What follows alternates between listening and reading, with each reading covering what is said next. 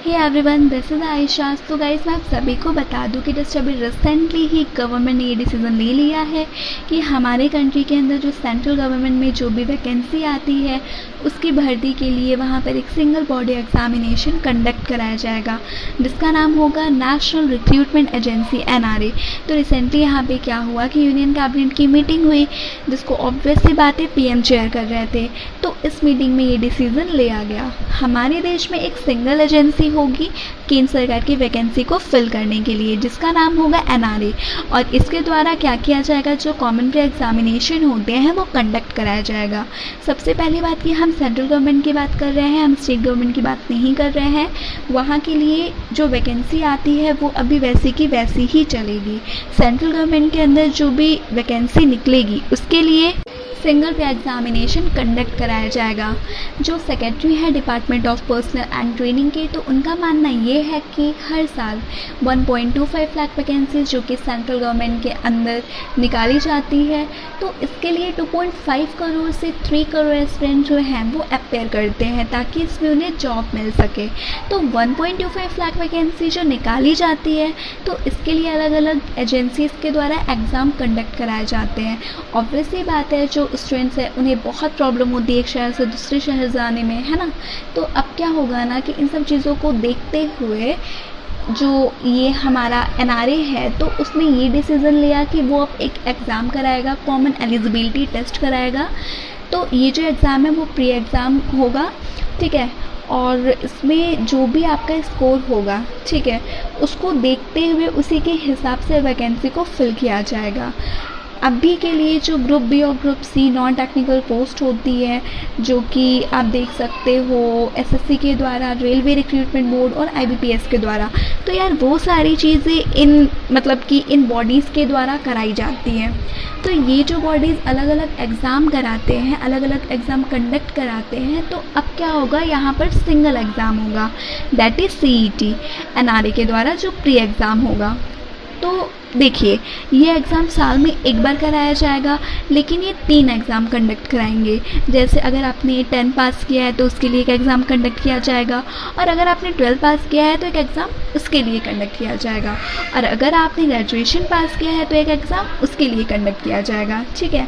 तो देखिए, मतलब कि जैसे कि जॉब वैकेंसी के लिए आपने किया है, जैसे आपका ग्रेजुएशन कंप्लीट हो गया और उसके बाद आपकी जो जॉब वैकेंसी है उसके लिए आपको एक एग्ज़ाम देना पड़ेगा। तो टोटल 3 एग्ज़ाम आपके हो गए, ठीक है। तो कहा जाए कि ये जो एग्ज़ाम है वो साल में एक ही बार कराया जाएगा। ये जो NRA है वो सिर्फ प्री एग्ज़ाम कंडक्ट कराएंगे, और प्री एग्ज़ाम के बाद क्या होगा, जो एक बहुत बड़ा चंक होगा वो आउट हो जाएगा, एक तरह से एग्ज़ाम के बाहर, ठीक है। तो यहाँ पर जो टायर 2 और टायर 3 जो अलग अलग प्रोसेस होते हैं, जैसे कि UPSC के अंदर प्री एग्ज़ाम होता है, जिसके बाद जो बहुत बड़ी संख्या होती है वो हट जाती है, उसके बाद आपका मेंस एग्ज़ाम आता है। तो ये जो बॉडी ऑलरेडी IBPS, RRB और SSC, तो वो टायर मेंस एग्ज़ाम जो भी है, टायर 2 और जो मेंस एग्ज़ाम और बाकी के जो इंटरव्यू होंगे तो वो ये कंडक्ट कराएगी, ठीक है। तो फाइनली जाके आपका जो रिक्रूटमेंट किया जाएगा वो होगा। तो आई होप अब आपको ये चीज़ें समझ में आ गई होगी। तो अब मैं आपको ये बता दूं कि अब आपके मन में क्वेश्चन हो रहा होगा कि ये एग्ज़ाम कहाँ पे होगा और किस मोड में होगा। तो देखिए, ये जो एग्ज़ाम है वो CT एग्ज़ाम है, पहली चीज़ जो NRA कंडक्ट करा रहा है, ठीक है। और ये एग्ज़ाम ऑनलाइन एग्ज़ाम होगा। एंड सेकेंड थिंग कि सरकार ने डिसीज़न ले लिया है कि हर डिस्ट्रिक्ट में एक एग्ज़ाम सेंटर खोले जाएंगे, और उनका जो मेन फोकस है ना वो 117 एस्पिरेशनल डिस्ट्रिक्ट में है। 2018 में गवर्नमेंट ने ये डिसीज़न लिया था कि हम एस्पिरेशनल डिस्ट्रिक्ट को लाएंगे, जिससे उनको ज़्यादा से ज़्यादा बढ़ावा मिल सके। अब इससे फ़ायदा क्या होने वाला है, तो अगर देखा जाए तो सरकार का कहना ये है कि जो पुअर स्टूडेंट्स हैं उनको कहीं ना कहीं जो मल्टीपल एग्ज़ाम देना पड़ता था, और जिसकी वजह से एग्ज़ामिनेशन फ़ीस अलग से लगती थी, फिर ट्रैवल का खर्च अलग से, रहने का, फिर लोडिंग होता था, जो बहुत सारी ऐसी चीज़ें होती थी जिनको बहुत सारी प्रॉब्लमें फेस करनी पड़ती थी, तो वो अब नहीं होगी। तो कहीं ना कहीं जो फाइनेंशियल बर्डन है वो रिड्यूस होने वाला है। अब हम आते हैं कि ये कॉमन एलिजिबिलिटी टेस्ट किस मीडियम में कराया जाएगा। तो ऐसा नहीं है कि ये बस इंग्लिश में होगा या फिर ऐसा नहीं है कि ये बस हिंदी में होगा। तो मैं आपको बता दूं कि ये मल्टीपल लैंग्वेज में मतलब कि इसे कराया जाएगा, इसमें मल्टीपल लैंग्वेज का इस्तेमाल होगा, सिर्फ इंग्लिश हिंदी में नहीं होगा। जो DOPT हैं जितेंद्र सिंह, तो उन्होंने ये कहा कि जो हमारा 8 शेड्यूल है तो उसके अंदर आपको पता होगा करीब 22 लैंग्वेजेस आती हैं, तो 8 शेड्यूल के अंदर, ठीक है। तो देखिए, तो अभी के लिए 12 लैंग्वेजेस में ये एग्ज़ाम कंडक्ट कराया जाएगा ताकि ज़्यादा से ज़्यादा जो स्टूडेंट्स हैं तो उन्हें यहाँ पे कोई प्रॉब्लम ना हो, वो यहाँ पे आसानी से एग्ज़ाम दे सके, ये जो प्री एग्ज़ाम होगा, ठीक है।